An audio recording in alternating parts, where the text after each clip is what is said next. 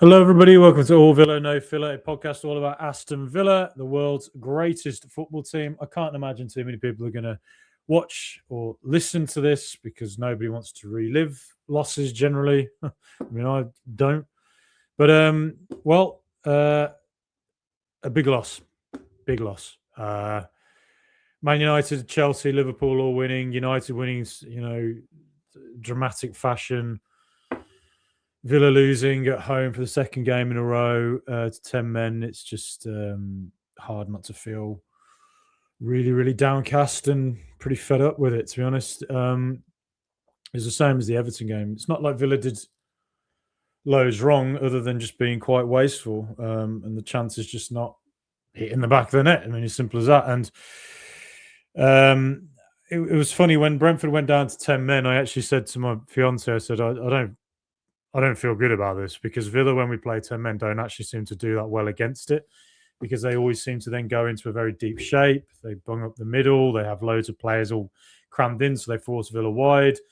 And then they can just do one ball over the top. And quite often we are good for conceding at least one goal. Sunderland this season, 10 men, we concede to go 1-1. Ipswich last season, 10 men at home. They go 1-0 up. We equalise through a Watkins goal. And then today, exactly the same thing again. I mean, a carbon copy of what happened against Brentford at the start of the season. Brentford, deep defensive shape, press hard in the first 10, 15 minutes. They go into a more defensive unit where they kind of really go tight in the middle, cut off our passing lanes, try and force us wide. And but generally sit deep, and then especially when they went to 10 men, sit deep, ball over the top, just like earlier this season when a ball over the top from Queeve Kelleher, right at the back, went over the top to Dango with Tara players. He scored a goal. Exactly the same again. Just unreal, really. I mean, it's amazing that it's every now and again there's just a player who always scores against Villa. Turns out Dango Watara is now turning into one of them, given the fact that he's barely scored this season. He now has 2 against Aston Villa. So terrible, really. I said yesterday when I sort of had a look forward to the game that I thought the wide players were going to be really crucial. I think Maatsen did a lot of good work coming down the left, getting to the byline, cutting it back.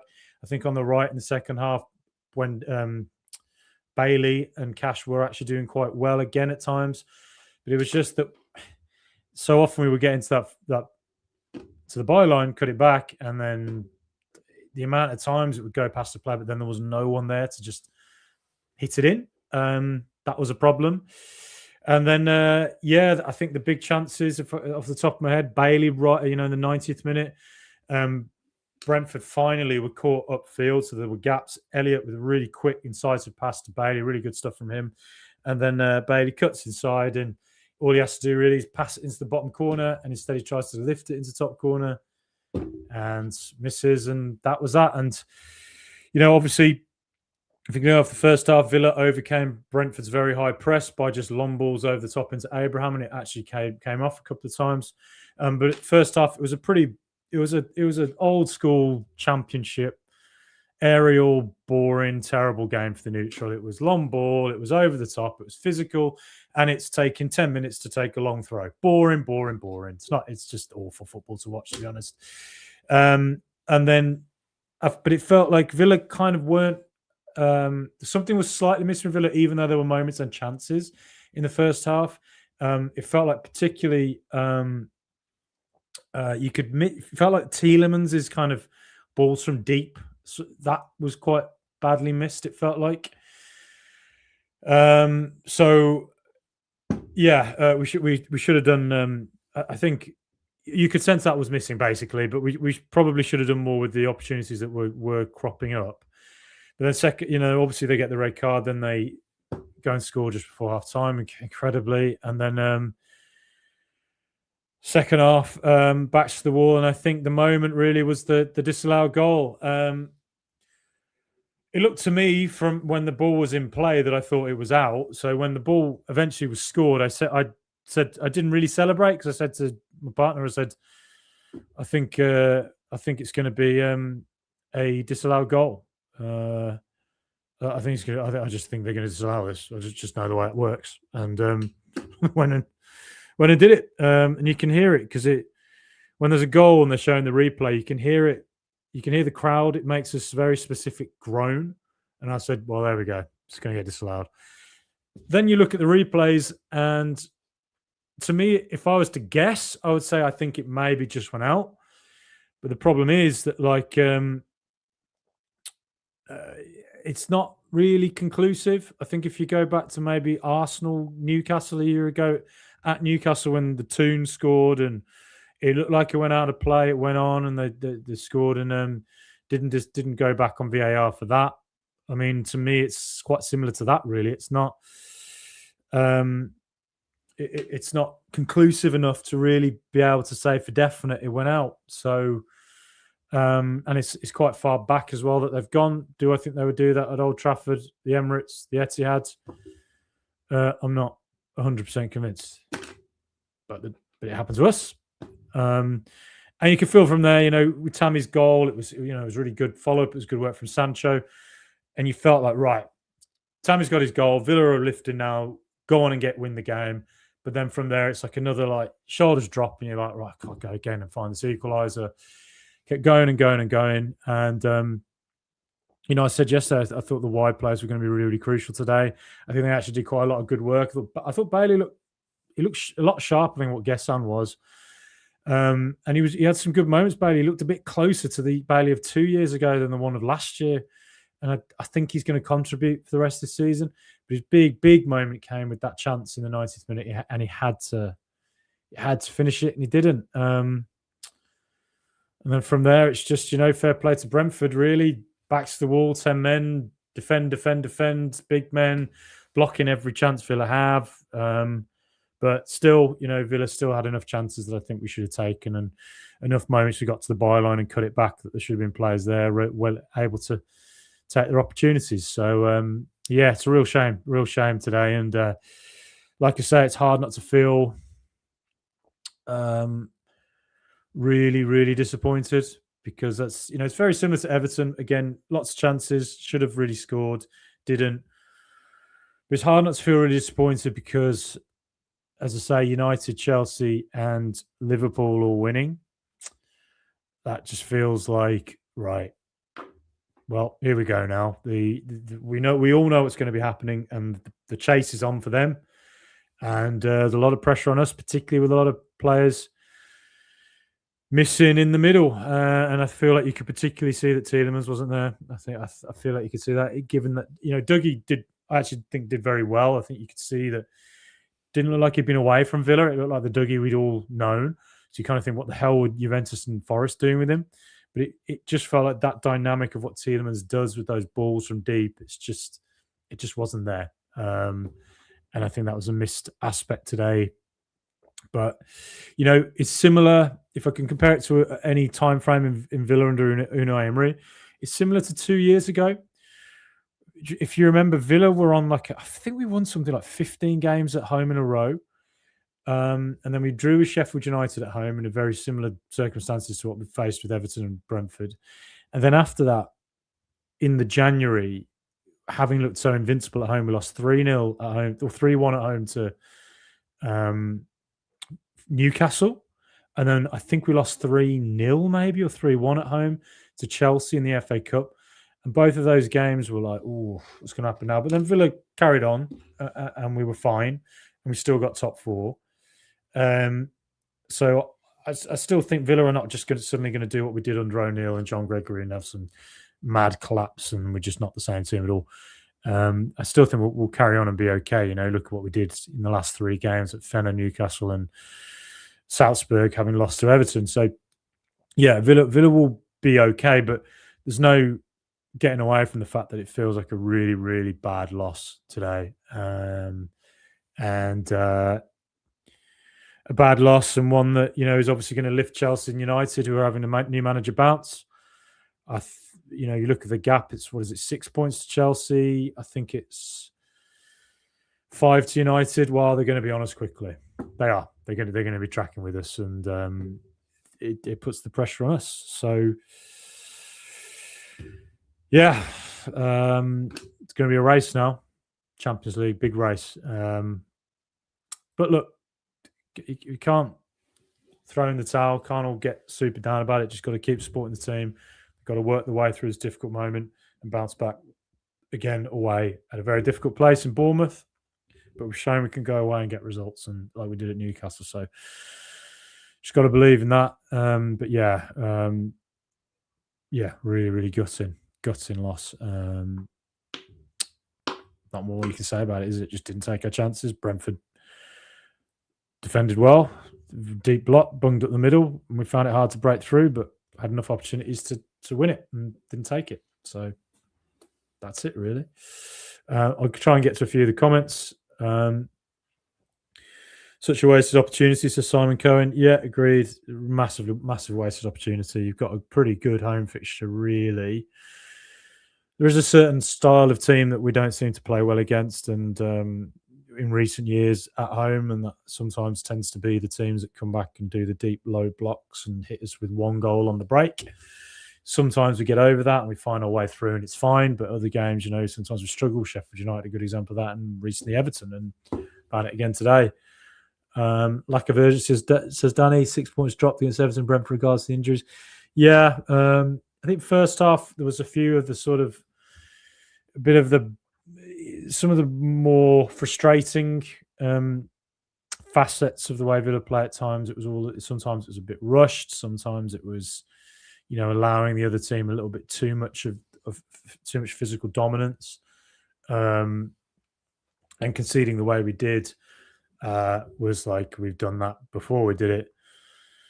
A good example, Ipswich, 10 men last season, ball over the top. I think it was a player on the right, maybe Amari Hutchinson, got past Maatsen, whacked it in, and Liam Delap gets in ahead of our defenders. It's just that sometimes we just get caught with long balls over the top. And Brentford, another example of that earlier this season, Queeve Kelleher, just a straightforward goal kick, and somehow it ends up in acres of space. And that was that. Yeah. 27 shots, says relearning the game, but not clinical enough. Yeah, that's exactly it. 27 shots, you have to score one of them at the bare minimum, and we didn't. That was really poor loss. I absolutely hate playing 10 men. Yeah, as soon as they went down to 10 men, I couldn't. I literally said it. I said, this isn't necessarily a good thing for us, because we don't often seem to do that well against them. And yeah, again, we haven't. Dean Alvarez, what's the point of not crossing when you have a 6'4" striker tippy-tappy all the time and it just needs to direct sometimes? Yeah, we could have possibly gone a little bit more direct at times. Of course, Brentford have probably on average, some of the tallest defenders in the Premier League. They got really tall defenders. And the crosses we did send in, at times they were a little bit threatening. A couple got to the back post that we could have done better with. But by and large, a lot of them as well were headed away. Yeah, it's just frustrating. And like I say, we did get to the byline. Maatsen did get to the byline a few times, and Rodgers and Sancho and Bailey and Cash, they were getting there and pulling it back. It's just too often we just weren't. There was no one there in the middle to just tap it in. It was frustrating. Ball was out. VAR got that right. Yeah, says Chris. I thought it was out on first inspection, but it's not. Not necessarily decisive, is the way you would put it, but is what it is. We still had enough chances to win it, and we didn't take it. Still 5 points clear of fourth. All is not lost, and it will give United stuff to work on for sure. Yep, definitely. It's literally just a case of dust yourself down and go again. And you looked at our bench today, and you look at our first 11, and given the fact Watkins was out for a minor injury, I assume Onana had some kind of minor injury they didn't want to risk. Knowing that you have those two players immediately about to come back in is great. So, yeah, hopefully we can, bounce back quickly. And Dougie and Tammy both look like they've got dynamics they're going to add. I think Tammy at times was really good at, winning the ball, heading it. His layoffs were good. He got the goal, of course, that sadly was ruled out. So there's a lot good to come from Tammy. I think him being a 60-30 player with Watkins will be good stuff for us. And Dougie coming in it was pretty seamless. So excellent loan signing in Dougie, I think. but they have to get us through to March, don't they? All of them. And Anana, you have to assume something was there was some kind of knot they didn't want to risk. Bloody hell, man, that guy injury wise. Yeah, Anana, Elliot coming on, interesting. Is something done with Liverpool, or is Unai looking at it and thinking, well, you know what, he's better than Gesson? So I'm gonna maybe, if Palace buy Gesson with the obligation, if maybe that money then goes on Harvey Elliott. No idea. Maybe something comes out. Maybe they're keeping it close to the chest. What's gone on there? Maybe there's a mutual agreement that keeping it quiet is the smarter decision for Liverpool and Villa if they've chosen to change it up. But I think the problem is with it is that it sets a precedent a little bit if they've changed it from obligation to option, because Villa basically refused to play him.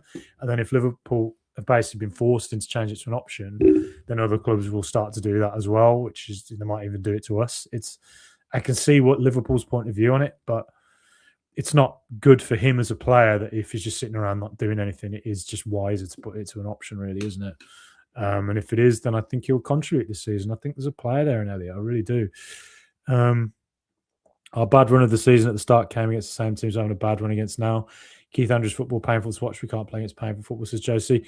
Yeah, it's a good comparison to make. A lot of our bad football did come against teams that were more defensive, more low block, and we just weren't taking chances. And it looks like we're going through a little similar patch now, but I still think we'll bounce back from this. I think we'll be okay. It's just that now it's just that pressure cooker, isn't there, of knowing that bloody United, Chelsea, and Liverpool are all there waiting to pounce. You can sort of feel it. George, the username, losing in that fashion compounds the disappointment of the result. Yeah, definitely. Some of our passing is off to it, often not to feet. Players have to stretch for it. Yeah, I think the weight of passing wasn't quite as good today. But something I've noticed about the Villa Park pitch recently, I feel like players are constantly slipping over on it. Am I dreaming that? Like, it just feels like something's happening a lot. And given that, Barkley did his knee with a very innocuous turn on it, I think McGinn maybe did something similar. It might be something worth looking at that, because there's definitely something isn't quite right with the pitch that normally is like one of the best, has for years been one of the best around. It was obvious once they went down to 10, so Stanley went down, let them get a goal and park the bus. We just don't have the answer unless one of us hit one from outside the box. Bailey must score. Yeah, that was obviously it, wasn't it? As soon as they went down to 10, you're like, well, please God, don't concede one just over the top. And then did it within 3 minutes. It's just Frankie Steve says everyone winning below is not good. You can see us dropping like a stone. This start beginning of the season, it's the same. And Anna injured again. Help. Yeah, I'm not panicky about it or anything. Not worried. It's fine. It's a terrible, terrible loss. It's been a terrible weekend, to be quite frank. And I assume City are just about to beat Tottenham now. But there's no getting away from that. But this is a team of general winners and a team that's been there and done it and got top four before. They have to go and do it again. And now there's real pressure on them to do it with City, with Chelsea and United there. And then if Liverpool go on a run as well, yeah, not easy at all. But I don't think we'll drop like a stone. No, I think we'll get through it. Perfect storms for CC. Game lost with injuries, new players impacting in the end. I was disappointed how little Tammy was given the ball to. Yeah, I felt like Tammy was involved more in the first half. Second half, once Brentford had all of their giants from north of the wall in Game of Thrones all standing around in the middle, and then midfielders coming back and supporting, and therefore going in, nothing in the middle. It just basically, it was a borderline impossible task for him to really get involved in the game too heavily. Very difficult. Plus passing was not clinical. Some of that may be because of new players and lack of cohesive midfield, but with all the possession on wings, especially when they were down to 0. Yeah, just not clinical is the way to describe it.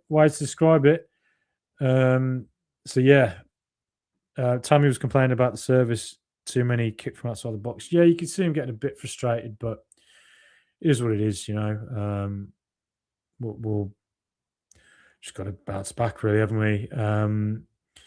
See a fair few Arsenal fans have turned up. A bit weird. Don't know if you're in your mom's basement, not much better to do. Struggling with your social lives to find any friends who want to hang out with you, and therefore come on here and decide you want to interact with Aston Villa fans. Well, there's the big world out there. There's a big old sky. Go look up at it, and feel better about yourself, which probably is difficult given that you're clearly somewhat of a jabroni. Bailey was sharp, says David Slowly, but he didn't use his pace enough to make crosses by running past defence. That shot he took was horrible. Why get under the ball? Yeah, he was sharp.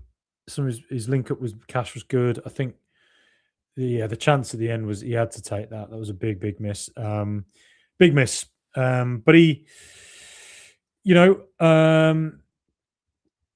I think there's enough there. He looked more like the Bailey of 2 years ago, is the way I would put it. And so I think that is a good sign that there's going to be good stuff to come from him this season, is the way I would put it. And we finally have a right winger this season, because Gasson wasn't it on the right. He just wasn't it. Right, I'll get down to a few more. Which is going to bitterly disappoint with that performance, losing Ollie, Yuri, Booba, McGinn has killed us, and Wino and Nana today. Surely he could have been a great target when time with 2 consecutive losses.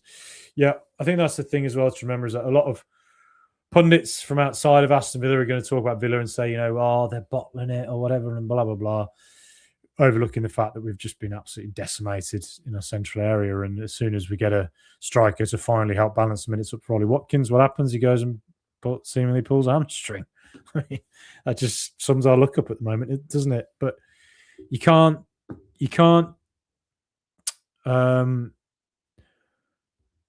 just sit around and mope and sulk. There's a season to be played, and we just got to get on with it. And that's what winners do. They bounce back and they go. Standing on the wing, Powell cost us. He sent the block straight back to the player who scored. Yeah, I think it was more just the power of the shot came off him and hit him, and it was very similar to the goal Ouattara scored at the start of the season against us. Took a shot, hit Martinez, bounced off Cash, and Ouattara bloody scores. Unbelievable, really. I never believe we'll lose this one. A draw, maybe not a loss. This one hurts a bit. Yeah, it hurts a lot. Hurts a lot for sure. We've got this today. Wasn't a day, Simples. Yep, that's the way to look at it. Just wasn't a day. Just there's no point absolutely going Mark Goldbridge screaming down a camera and going absolutely mad about stuff. You have to stay as level-headed as possible. And football's a very emotional game. I feel very emotional. All the way through that second half, I was slouched on the couch because I thought, I don't think we're going to score. I just felt like after that disallowed goal, I thought, I just feel something's not happening here.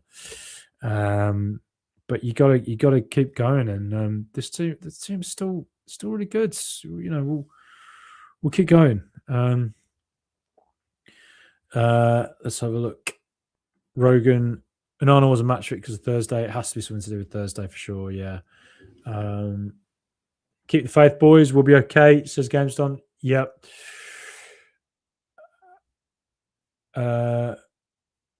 Right. How on God's green was Sancho bad for some of you?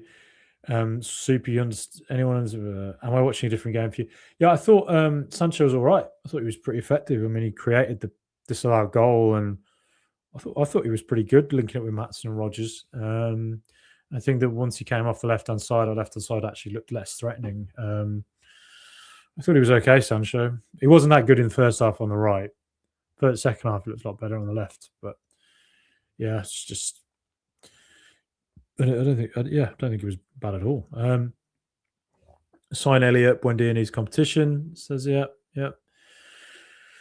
We'll see. Dane, please don't get a title, guys. We didn't play well. Yeah, exactly. I mean, it just is what it is. It's just been a bad day. We just didn't score our goals. I think Anana will both unlock our set pieces with Dougie because I thought his deliveries were all right. We just humped them over the bar.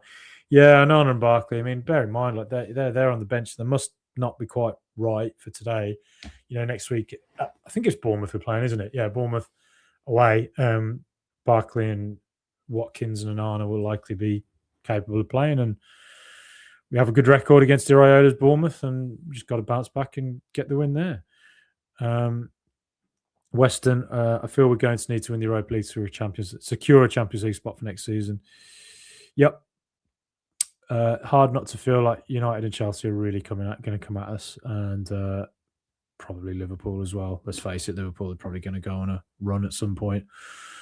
But let's just keep going. I mean, there's still a gap, so let's just keep on going. I mean, loads of comments coming in. I can see them all. Blackridge Villa. In fact, goals scored by Liverpool, Arsenal, United, City, or Spurs is given. VAR, Villa are robbed. We're back ETV. Yep. Hard not to feel like that goal isn't disallowed at some stadiums. That's the way it feels. And we've been on the wrong end of an extraordinary number of decisions in the last year or two, particularly when it comes to second yellow cards and, obviously what happened at Old Trafford last season.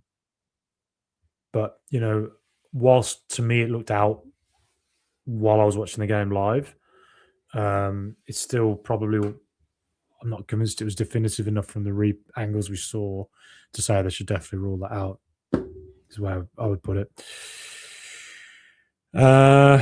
Can't blame VAR, lads, says Adam Simmons. Yeah, I think today it's the finishing. That's what I look at more than VAR, really. It's the finishing. And it just wasn't there, same as against Everton. Anyway, look, really disappointing game.